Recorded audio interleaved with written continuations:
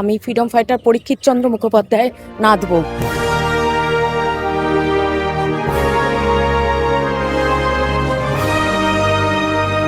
কিন্তু সব থেকে বেশি যেটা আনন্দে যে হ্যাঁ আমরা স্বাধীন হয়েছি, স্বাধীন আছি, সবাই মিলিত হয়ে স্বাধীনতাটা ভোগ করাটা, আনন্দ করাটাই হচ্ছে স্বাধীনতা। দেশের ৮০তম স্বাধীনতা দিবস এবং রেড রোডে সজ্জিত হয়েছিল এই স্বাধীনতা দিবস উপলক্ষে যে উদযাপন করা হয়, এবং সেখানে এসেছিলেন রাজ্যের মুখ্যমন্ত্রী থেকে শুরু করে একাধিক মন্ত্রী, প্রশাসনিক আধিকারিকরা, কর্তারা। পালন করা হলো দেশের স্বাধীনতা দিবস এবং এখানে এসেছিলেন স্বাধীনতা সংগ্রামী পরীক্ষিত মুখোপাধ্যায়ের পরিবারের সদস্যরা। তার পরিবারের এক সদস্যের সঙ্গে কথা বললাম, তিনি ঠিক কি বলছেন, আজকের দিনে কি অনুভূতি তার, সরাসরি শোনাবো আপনাদের। সব থেকে বড় কথা, প্রথম কথাই বলি, আমি ফ্রিডম ফাইটার পরীক্ষিত চন্দ্র মুখোপাধ্যায় নাচব। তা সেই সুবাদে আজকে আমার কাছে আরও একটুখানি যেন স্পেশাল। প্রতি বছরই এই দিনটা আমাদের কাছে খুবই স্পেশাল, যার জন্য আমাদের ঠাকুরদারা এই রকম স্বাধীনতার জন্য লড়াই করেছিলেন বা এই দিনটা আজকে এনেছেন। আজকের জন্য তো আরোই বেশি স্পেশাল আমার কাছে, কারণ এই দিনটা আমরা আজকে খুব ভালোভাবে উদযাপন করলাম। আজকে প্রথমে বিধানসভাতে গিয়েও আমরা পতাকা উত্তোলন করেছি। আজকে এখানে এসে সৌমিত্রবাবুর এত সুন্দর ব্যবস্থাপনা যে দেখে সত্যি মুগ্ধ হয়ে গেছি। তখন ফিল করছি ভেতরে ভেতরে যে হ্যাঁ, সবাই বলে অনেক বিতর্কিত কথা আছে, তার মধ্যে যাচ্ছি না, কিন্তু সব থেকে বেশি যেটা আনন্দের যে হ্যাঁ আমরা স্বাধীন হয়েছি, স্বাধীন আছি, এবং এই স্বাধীনতাটাকে ধরে রাখার জন্য যতটা ভালোভাবে সম্ভব সব সরকারের উপরে ছেড়ে দিলে হয় না, কিছু কাজ নিজেকেও করতে হয়। বাড়ির সামনে ময়লা ফেলবো আমি, আর সেটা অন্য লোকের সরকারে কেন পরিষ্কার করলো না বলে চিৎকার, বা অন্যান্য সমস্ত ক্ষেত্রে, সর্বক্ষেত্রে। তাই সবাই মিলিত হয়ে স্বাধীনতাটা ভোগ করাটা, আনন্দ করাটাই হচ্ছে স্বাধীনতা। তা আমার কাছে এইটাই আর কি, আপনাদেরকেও মেসেজ দেওয়ার যে আগামী প্রজন্ম আপনারা যেরকমভাবে এগিয়ে এসছেন এইভাবে এগিয়ে আসুন, সবাই মিলিত হয়ে একসাথে হাতে হাত বেঁধে কাজ করি স্বাধীনতা ভোগ করি। আপনি প্রথমেই বললেন যেটা স্বাধীনতা সংগ্রামী পরিবারের আপনি একজন সদস্য, এই বিষয়টা কতটা একটা গর্বের বিষয় আজকের দিনে? কি হ্যাঁ, সত্যি একটা গর্বের বিষয়, আনন্দের বিষয়। তাদের কর্মকাণ্ডকে আজকের দিনে আরেকবার করে আমরা মনে করতে পারছি। বাঘাযতীনের সহযোগী ছিলেন আমার ঠাকুরদা।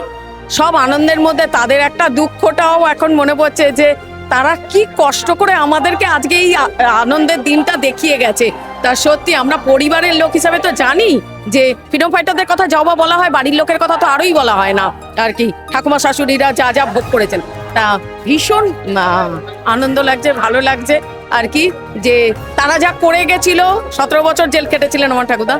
তা আজকে একটু হলেও আর কি মনের মধ্যে একটা তৃপ্তি বোধ আছে যে হ্যাঁ সত্যি বোধহয় আমরা একটু হলেও ভারতবর্ষ, আমার কলকাতা, এটা দেখতে পাচ্ছি, ভালো লাগছে।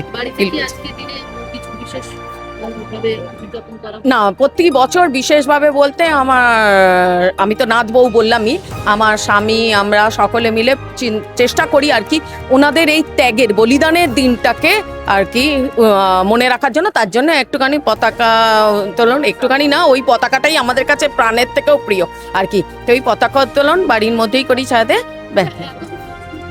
মাধ্যমে যে আমরা কি স্বাধীন, এই প্রশ্ন নিয়ে একটা বারবার একটা প্রত্যেক বছর দেখা যায়। আজকে দিনে আপনি একজন স্বাধীনতা সংগ্রামী পরিবারের সদস্য, কি বলবেন? এত আত্মবলিদানের বিষয় আপনি তুললেন, তারপরে এই প্রশ্ন কি বলবেন?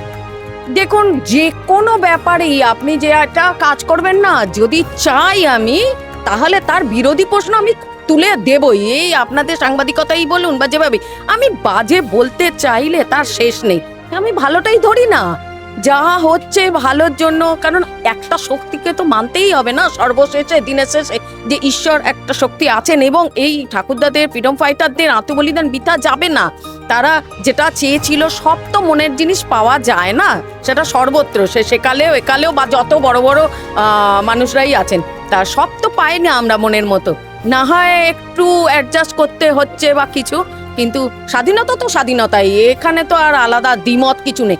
সেই ভয়ঙ্কর দিন যা ওনারা লিখে গেছেন বা বলে গেছেন, ও বাবা, ও সব এখন মনে করলেও গায়ে কাঁটা দেয়, যে কি অত্যাচার, কি বিভৎস একটা আকার।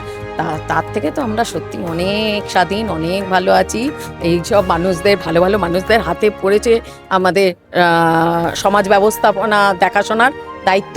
আমরা আশা রাখছি যে ওনারা অনেক অনেক ভালো কাজ করবেন। একটু সুযোগই তো আর কি, সময় তো দিতেই হবে, আর সময় কথা বলে, এটা ঠিক।